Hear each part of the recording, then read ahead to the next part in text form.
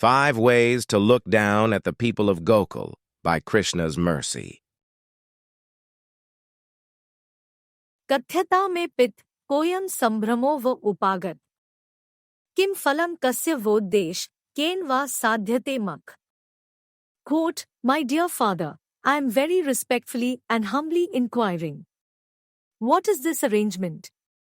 Why you are busy in making some sacrificial ceremony? What is the reason, and what is the result? For whose benefit is it, and by what means will it be accomplished? Shrimad Bhagavatam 10:24-3. 1. They farm for a living. Seriously, they love cows. Why that particular animal over all the others? Who knows? They live simply and produce grains. They follow the barter system in that manner. The grains are something like their currency. Trade one thing for something else. There is the documented interaction with the fruit vendor. For some reason, she accepted only a small handful of grains in exchange for an abundance of fruit. This trade took place with a child, no less. Weird. Who would do that? फलविक्रयणी तस्य च्युद्धान्य कर्द्वयम् फलैर्पूर्यद् रत्ने फलभाण्डमपूरी च. Quote, While Krishna was going to the fruit vendor very hastily, most of the grains he was holding fell. Nonetheless, the fruit vendor filled Krishna's hands with fruits, and her fruit basket was immediately filled with jewels and gold. Shrimad Bhagavatam 10:11-11. 2. They are not overly educated. I mean, they are not necessarily bad people, at least how I see it. They are probably not evil, but what can you really learn from them? They have no education of which to speak. They can show you how to milk cows, how to cook, how to manage the fields, but any person can do those things. It does not require great skill. These folks are kind of backwards, if you want to be honest. They think their little village is everything, that there is nothing more to life. At least that is how they behave. They probably settled into this way because they do not know any better. They lack sufficient means to travel the world, to explore everything this creation has to offer. They cling to their religion and its outdated traditions. 3. They believe in superstition. These people worship imaginary figures. They call out the various names of their beloved God whenever they are in trouble. For instance, if they feel that their favorite child has encountered evil spirits, they recite the different names of this person named Vishnu. They reference a different name of the same Vishnu to supposedly protect different parts of the body. A little out there, if you ask me. Oh, and don't forget the cow urine. Don't ask me how they came up with something so crazy. When the gopis saw little Krishna fearlessly playing on Putana's lap, they very quickly came and picked him up. Mother Yashoda, Rohini, and other elderly gopis immediately performed the auspicious rituals by taking the tail of a cow and circumambulating his body.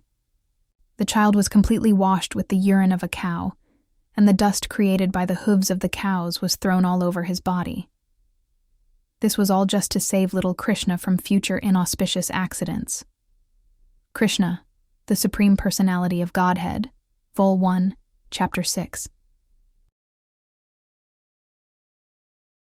4. They are ungrateful. These are supposedly good people. They are honest folk. They are simple, yet dedicated. Well, just see how ungrateful they are. They decided to skip the regular yajna in honor of Indra, the king of heaven. What kind of appreciation is that? The rain means everything to them. Their little farm wonderland would be nothing if not for the benedictions kindly bestowed by Indra. They think that somehow they can go it alone, that they don't need the heavens to help them. You wouldn't expect such impudence from people who have so few luxuries in life. 5. They follow the advice of a child. As if you needed further evidence of their lack of intelligence, these people think the blue-complexioned youth named Krishna is some mystical genius. They literally listen to whatever he says. The leader sets the example. The father, Nanda Maharaj, transitions the worship paraphernalia towards Govardhan Hill. He deliberately leads the people towards hell by intentionally insulting Indra, the king of heaven. Not very smart, if you ask me. To look down at someone is not difficult. Just by observing how a person walks, we can find ways to criticize. If a person acts in a certain way, it means that they do not act in other ways. This creates a potential for offense by omission. I overlooked someone. I slighted them. I ignored their influence. I failed to pay the proper amount of respect. As much as someone might look down upon innocent devotees of the Supreme Personality of Godhead, we see from the first Govardhan Puja that such surrendered souls are fully protected. Why should someone in a position of power look down upon dependents? Does that not indicate the worst version of a person? Does that not show a lack of appreciation, compassion, honesty, and due deliberation? Yet, this is precisely what took place. One side was protected by Krishna, and the other side was not. The other side thought they could punish those lowly village people. The ones who were too dumb to know what was good for them at least had the inclination to follow the advice of Krishna. The supposed superior party then lost their cool. They instigated a terrible downpour, a resulting flood to wash away an entire village. The intent was clear. The damage was in the works. The delivery model was proposed, executed, and in place. Simply the result had to manifest, but that was a mere formality. Except it was not. Sri Krishna lifted Govardhan Hill. Sri Krishna had originally suggested that worship based on a few innocent questions pertaining to the desired fruit of religious activity. The people followed in allegiance, without malice. They were not looked down upon in the eyes of the person whose judgment matters most.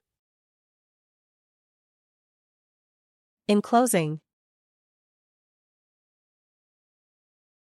Even if fools considered, that by God's only delivered. Even if slighting thought, such that devastation brought, that Indra revenge seeking, terror into their puja sneaking, since service to Krishna rendered, protected as fully surrendered,